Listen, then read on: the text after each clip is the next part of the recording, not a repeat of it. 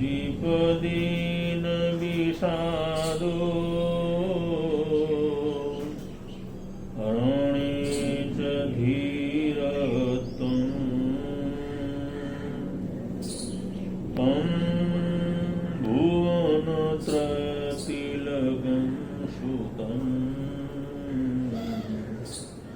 जनयति जननी गिरं जनयति जननी गिरं।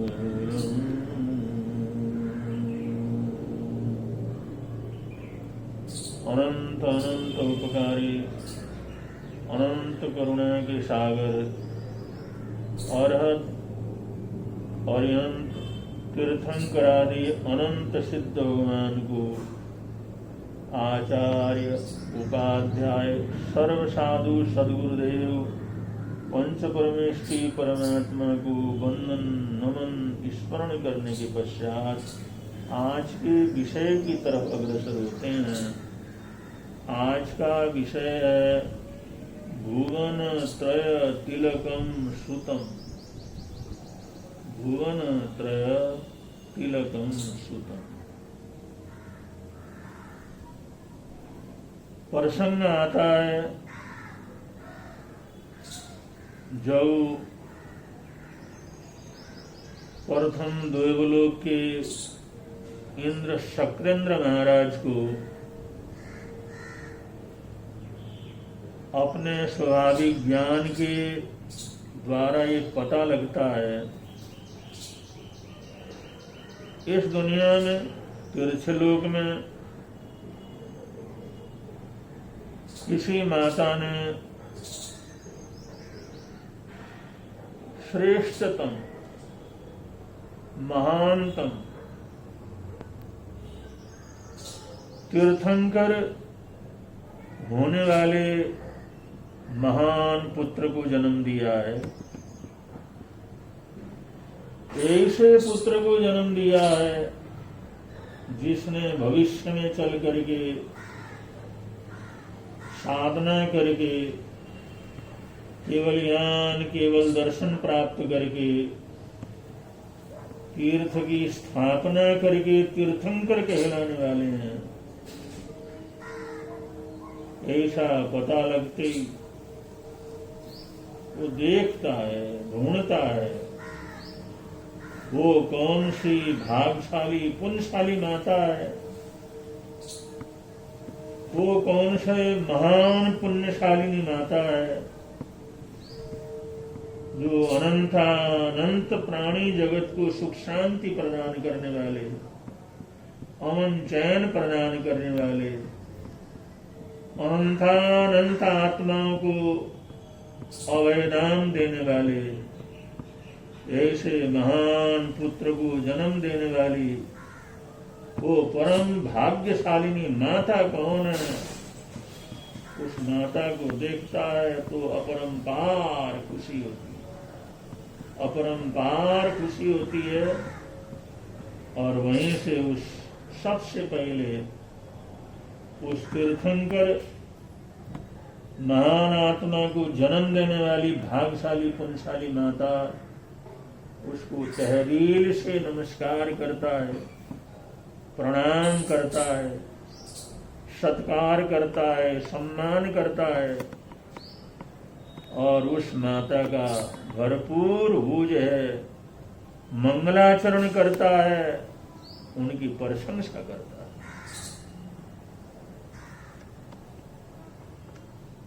क्योंकि वो माता है जो इस दुनिया में भुवन त्रय तिलकम सुतम, तीनों लोकों के तिलक के समान श्रेष्ठ पुत्र को जन्म देने वाली माता है। इसलिए उसके सबसे पहले देवता भी उसका आदर सत्कार और सम्मान करते हैं। तो इस दुनिया में वो बड़े भाग्यशाली पुण्यशाली माता पिता होते हैं जो श्रेष्ठतम पुत्र को जन्म देते हैं, जो उनके लिए तो वरदान स्वरूप होता ही है। तमाम परिवार के लिए, स्वजन संबंधियों के लिए, उस देश और प्रांत के लिए, उस राष्ट्र और पूरी दुनिया के लिए वो तिलक के समान, त्रिभुवन तिलकम, त्रिभुवन के अंदर तिलक के समान उस श्रेष्ठतम पुत्र को जन्म देती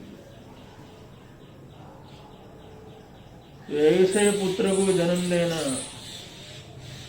ये परिवार का परम जन्मों जन्म की सौभाग्य का परिणाम होता है। तो यहाँ पर शास्त्रकार इसी विषय की तरफ संकेत करते हुए कहते हैं, सामान्य रूप से अब तीर्थंकरों का जन्म, बलदेव वासुदेवों का जन्म, प्रतिवासुदेव और बलरामों का जन्म, ये तो कोई भाग्यशालिनी पुण्यशालिनी हजारों लाखों करोड़ों में कोई माता होती है। लेकिन समय समय पर ऐसे पुत्र रत्न इस दुनिया के अंदर आते हैं माँ की कोख से, जो दुनिया के हजारों लाखों करोड़ों अरबों लोगों को मार्गदर्शन देते हैं, संरक्षण प्रदान करते हैं, उनका हित करते हैं, परोपकार करते हैं। ऐसे पुत्र भी त्रिभुवन तिलक सुतम, ऐसा उनको सम्मान दिया जाता है। उनका लक्षण क्या होता है? लक्षण बतलाते हैं, संपदी यस्य न हर्षो, क्योंकि वो तो पुण्यशाली होते ही हैं, जन्म से ही उनको अपरंपार संपदा मिलती है, जन्म से ही अपरंपार जो उनको मान सम्मान उपलब्ध होता है।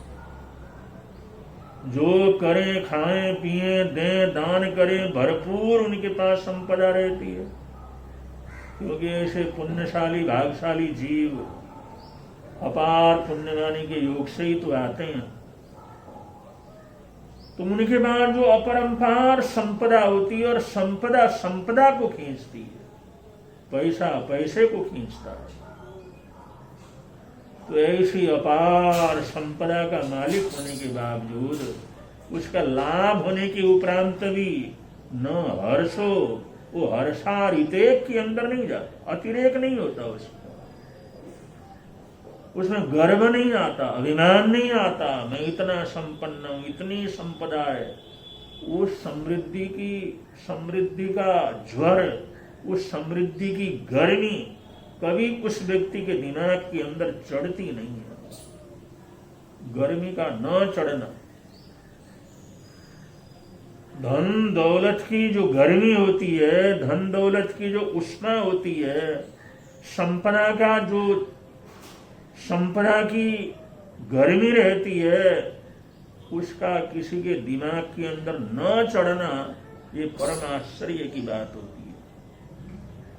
वरना जैसे जैसे धन बढ़ता है, जैसे जैसे संपदा बढ़ती है, आदमी का दिमाग गर्म होना शुरू हो जाता है। वो अपने आप को बहुत कुछ मानना शुरू कर देता है, सामने वाले को तिनके के समान समझता है। ऐसी दिमागी गर्मी, दिमागी बुखार कभी उसके जीवन के ऊपर चढ़ता नहीं है। समृद्धि आती है, बार बार आती है, दिल खोल करके आती। यहां तक भी ऐसे पुण्यशाली भागशाली लोग मिट्टी में भी हाथ डालते हैं तो भी वहां पर सोना मिलता। कोई भी काम कारोबार करते हैं उसमें ख्याति मिलती है, लाभ मिलता है। जितना सोचा है उसे हजारों गुना ज्यादा मिलता है। लेकिन उसका अतिरेक, उसका गर्व, उसका अभिमान उसके दिमाग के ऊपर बिल्कुल ही नहीं है। ये जो है भुवन त्रय तिलकम सुतम, सर्वश्रेष्ठ पुत्र के ये लक्षण है। पुण्यमानी से कितना ही संपदा बढ़े, कितना ही मान सम्मान बढ़े, कितना ही आदर सत्कार बढ़े, लेकिन उसका अभिमान उसके दिमाग में आता नहीं। कितनी बड़ी बात,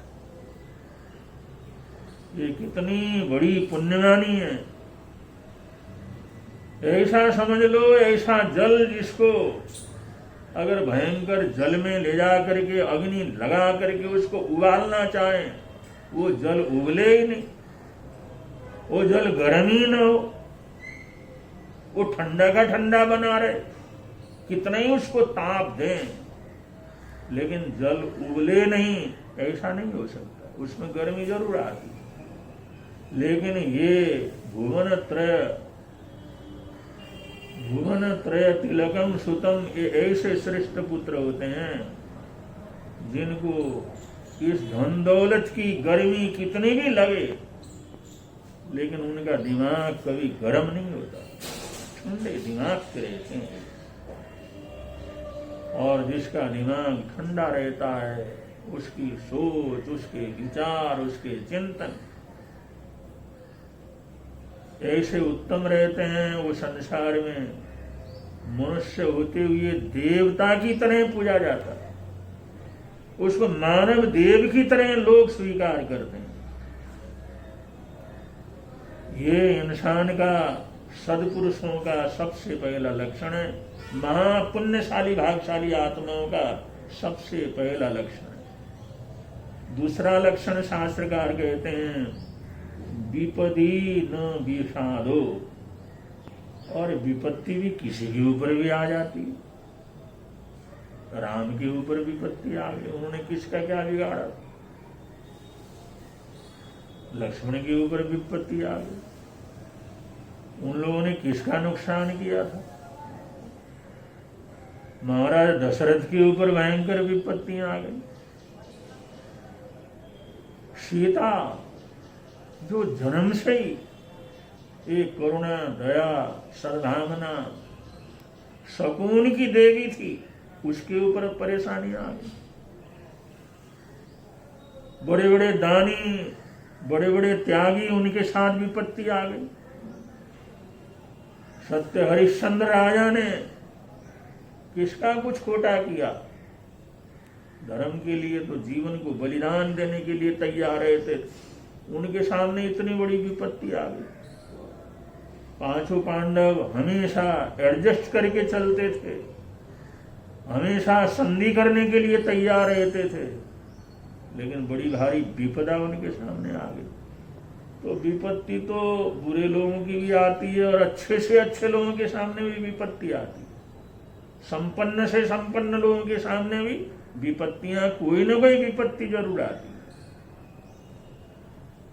लेकिन महापुरुष होते हैं न विषाद हो, लेकिन उनको कोई विषाद ही नहीं होता, कोई तकलीफ ही नहीं होती। तो कैसी ही परेशानी आए, कैसा ही दुख दर्द आए, कैसी बीमारी आए, कैसे ही विनाश का समय आए, मौत भी आकर के सामने खड़ा हो, लेकिन वो विषाद उनको नहीं होता, परेशान और दुखी नहीं होते। हर सिचुएशन को, हर वातावरण को, हर आने वाली स्थिति को बड़े आराम से जज्ब कर जाते हैं। ये भी सदपुरुषों के जीवन की, सत्पुत्रों का एक लक्षण होता है। संपत्ति आने पर गर्व का नहीं आना, और भयंकर से भयंकर विपत्ति आने पर निराश नहीं होना, परेशान नहीं होना, दुखी नहीं होना, हार नहीं मानना। और रणेच धीरोत्तम, और कहीं पर भी न्याय के लिए, सत्य के लिए, समाज की रक्षा के लिए, बहु बेटियों की रक्षा के लिए, निर्दोष लोगों की सुरक्षा के लिए, कहीं भी किसी से भी युद्ध करना पड़े, लड़ना पड़े, तो वहां पर धैर्य पूर्वक लड़ते रहते हैं। उनका धैर्य कभी खत्म नहीं होता। सत्य के लिए, धर्म के लिए, संस्कारों के लिए, दुनिया के निर्दोष लोगों को संरक्षण देने के लिए रणे युद्ध करना पड़े, भयंकर से भयंकर युद्ध करना पड़े, उसमें प्राणों की आहुति देने की स्थिति भी क्यों न हो, लेकिन उनका धैर्य, उनकी धीरता कभी कम नहीं होती। बार बार हारने पर भी उनकी धीरता कम नहीं होती। ऐसी वीरता, ऐसी बहादुरी, ऐसा साहस, ऐसा मानसिक बल और ऐसा मजबूत दिल, ये भी श्रेष्ठ पुत्र का लक्षण क्या करता है, होता है। इसलिए कहते हैं ऐसे सद्गुणों को धारण करने वाला भुवन त्रय तिलकम सुतम, भुवन त्रय तिलक रूप सुत को, पुत्र को जनयति जननी विरलम, कोई कोई दुर्लभ आत्मा, कोई कोई महान आत्मा जो माता होती है वो उसको जन्म देती है, कभी कभी जन्म देती है। तो ऐसे माता का आना और ऐसे पुत्र का जन्म होना, ये हजारों लाखों संख्यात असंख्यात अनंत प्राणियों की पुण्यवानी एक साथ उदय में आती है, तब जाकर के ऐसी घटना घटती है। और ऐसे लोगों के लिए तो कहा गया है, ऐसे लोगों के लिए बोला गया है। कवि ने उन त्याग की प्रतिमूर्ति, समर्पण की प्रतिमूर्ति माता को संबोधित करते हुए कहा है, जननी जने तु भक्त जन। कवि कहता है, हे जननी, हे माता, जननी जने तो भक्त जन। अगर तूने किसी बेटे को जन्म देना हो तो ऐसे बेटे को जन्म दे जो भक्त, भगवान के प्रति अटूट श्रद्धा रखता, भक्ति रखता, धार्मिक संस्कार से ओतप्रोत। जननी जने तो भक्त जन।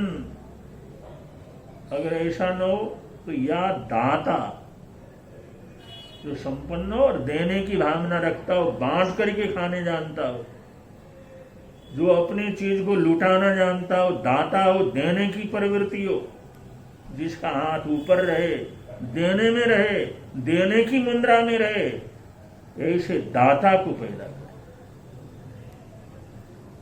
जननी जने तो भक्त जन, या दाता या फिर सूर, या ऐसा सूर वीर बहादुर को जन्म दे जो देश की रक्षा के लिए, जनता की रक्षा के लिए, मातृभूमि की रक्षा के लिए,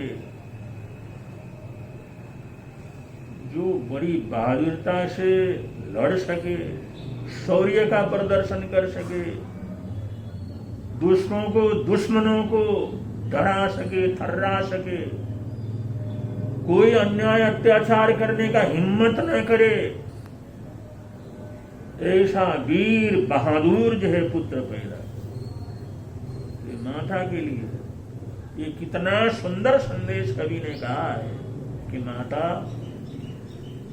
तूने जननी बनना हो, तूने माता बनना हो, तूने माता बनकर के माता के उस जो कर्तव्य का पालन करना हो या मातृत्व को सार्थक करना हो, तो जननी जने तो भक्तजन, बस शुरू में ये भाव रख कि मैंने इस दुनिया में किसी भक्त पुरुष को जन्म देना।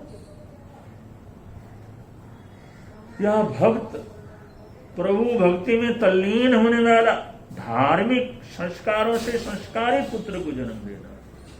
या याद रख, या दाता, मैं जन्म दूंगी तो ऐसे पुत्र को जन्म दूंगी जो दानी हो, दाता हो, देने की प्रवृत्ति रखता हो।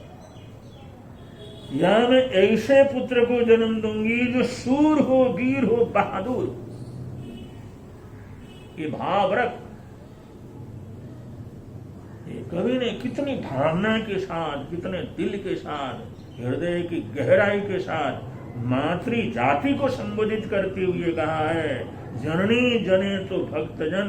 ये जननी, अगर तूने जन्म देना है पुत्र को तो भक्तजन या दाता या शूर, अगर ऐसा नहीं कर सकती, अगर तुम किसी भक्त को जन्म नहीं दे सकती, अगर किसी दाता को जन्म नहीं दे सकती, अगर तुम किसी शूर को जन्म नहीं दे सकती, तो नहीं तो रहजे बांझड़ी।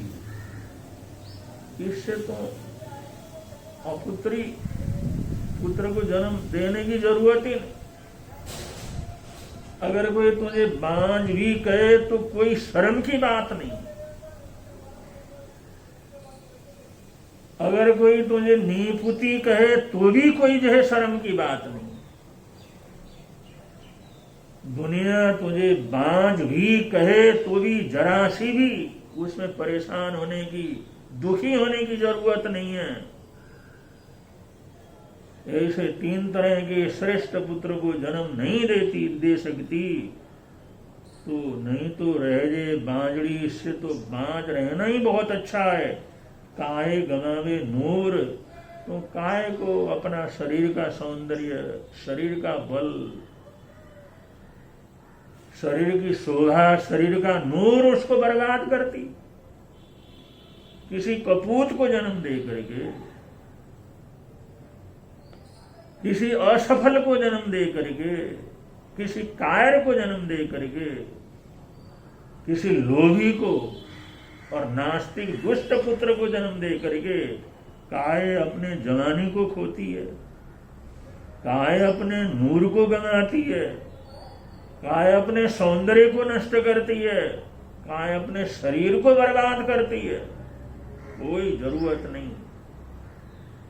जो शरीर का सुख है, शरीर का सौंदर्य है, उसी को बना के रख। अगर जन्म दे सकती हो तो तुम भगत को, दाता को, सूर को जन्म दे, वरना जन्म देने की कोई जरूरत ही नहीं। कितनी बड़ी बात, कितनी गहरी बात, गहरा भाव उस कवि ने जो प्रकट किया है। ये तो हर घर के अंदर ये चीज गूंजनी चाहिए। हर नारी के मन के अंदर ये भाव रहना चाहिए,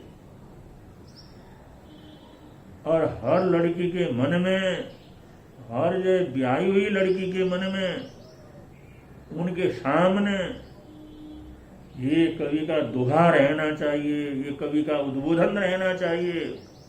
उसको हर पल, हर क्षण ये दुआ याद रहना चाहिए कि मैं जन्म दूंगी तो किसी भगत को जन्म दूंगी, किसी दाता को जन्म दूंगी, किसी को सूर को जन्म दूंगी, लेकिन इसके अलावा किसी को जन्म दे करके अपने जवानी को, अपने जीवन को, अपने शरीर को नष्ट नहीं करूंगी।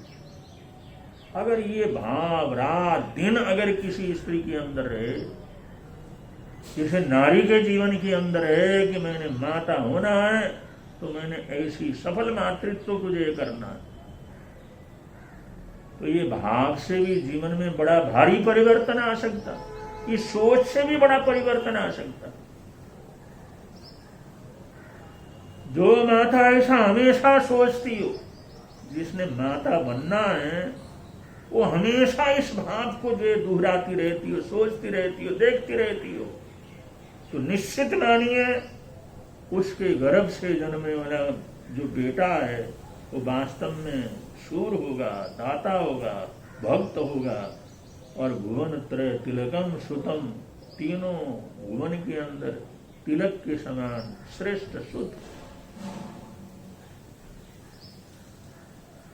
तो ये हमारे देश की, हमारी भारतीयता की, हमारी सनातन परंपरा की एक सोच है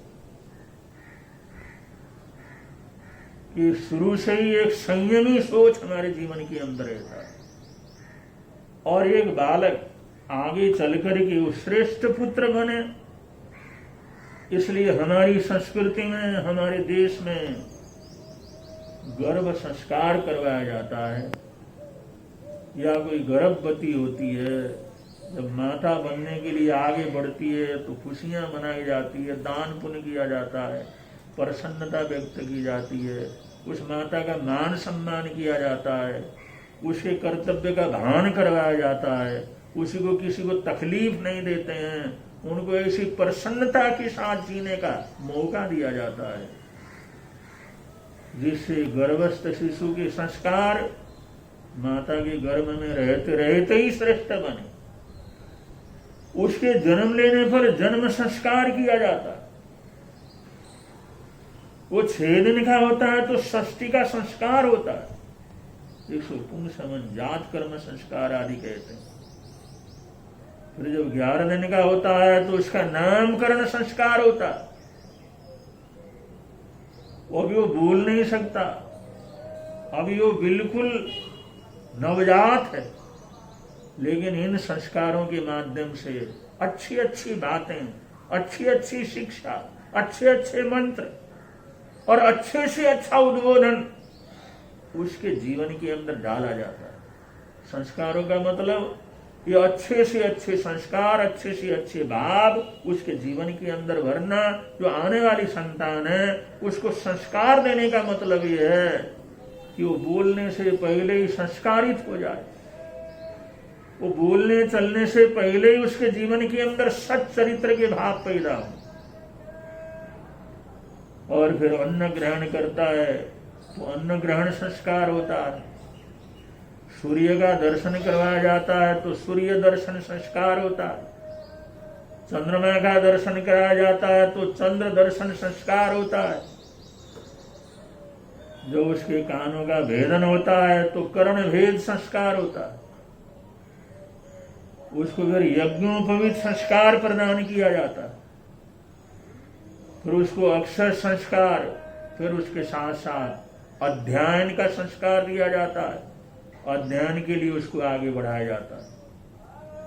तो ये सब संस्कार इसलिए दिए जाते हैं, जो माता के गर्भ से जन्म लेने वाला बालक इन संस्कारों से संस्कारित होते होते माता के लिए, पिता के लिए, परिवार के लिए, गुरुजनों के लिए, अड़ोसी पड़ोसी और स्वजन सज्जनों के लिए, स्वजन संबंधियों के लिए, देश के लिए, राष्ट्र के लिए एक श्रेष्ठ व्यक्ति दुनिया के अंदर पैदा हो, और वो संस्कार। अगर ऐसे सुसंस्कारी लोग रहते हैं तो ही होता है वसुधैव कुटुंबकम, सारे अच्छे से अच्छे होते हैं। तो वसुधैव कुटुंबकम की बात वहां पर आती है। लेकिन ऐसे संस्कारी लोग न हो तो वहां पर क्या वसुधैव कुटुंबकम। अगर संस्कारी लोग नहीं रहते हैं तो वहां तो वही करना पड़ता है, सठे साठ्यम समाचरेत। जो सठ का काम करता है उसके साठ्यता का काम करो, जो जैसा करता है उसको उसी तरह से उत्तर दो, ये नीति होती। लेकिन जहां पर श्रेष्ठ श्रेष्ठ हो तो श्रेष्ठ का ही नीति होती, वहां तो मेरे तेरे की भावना ही नहीं होती। वहां तो संस्कारों में मन में कोई संकुचिता रहती ही नहीं है, वहां तो परम उदारता रहती है। वैसे फिर अध्ययन संस्कार, विद्या संस्कार, इन सब से निकलने के बाद फिर विवाह संस्कार भी उसका किया जाता है। इसलिए भाई एक अच्छा सज्जन, अच्छा नागरिक, अच्छा व्यक्ति, अच्छा पुत्र, अच्छा पिता, अच्छा भाई, अच्छी बहन, अच्छा पति, ये सब बन सके। भाई अच्छा संस्कारी होगा तभी तो अच्छा भाई बन सकता है, अच्छा अड़ोसी पड़ोसी बन सकता है, अच्छा पिता बन सकता है, अच्छा पुत्र बन सकता है। तो इसलिए एक व्यक्ति को हम जन्म के साथ साथ संस्कारित करने का ये विचार है, ये भाव है, ये प्रयत्न है महापुरुषों का, जिससे ऐसे सज्जन पुरुष दुनिया के अंदर पैदा हों, जिससे दुनिया में अमन चैन का वातावरण रहे, सुख शांति का वातावरण रहे, यहाँ पर धर्म की जय रहे, सभी लोग शांति के साथ रहें, स्वर्गिक आनंदमय वातावरण रहे। इस वातावरण के लिए ऐसे संस्कारों को ऐसे संस्कारित करते हुए आगे बढ़ना, उस सोच के साथ आगे बढ़ना बहुत जरूरी है। ऐसा करेंगे तो यहाँ भी आनंद रहेगा, प्रभव के अंदर भी आनंद रहेगा। इन्हीं मंगल कामनाओं के साथ, सद्भावनाओं के साथ आज के वक्तव्य को विराम दे रहे हैं। बोलिए भगवान महावीर स्वामी की।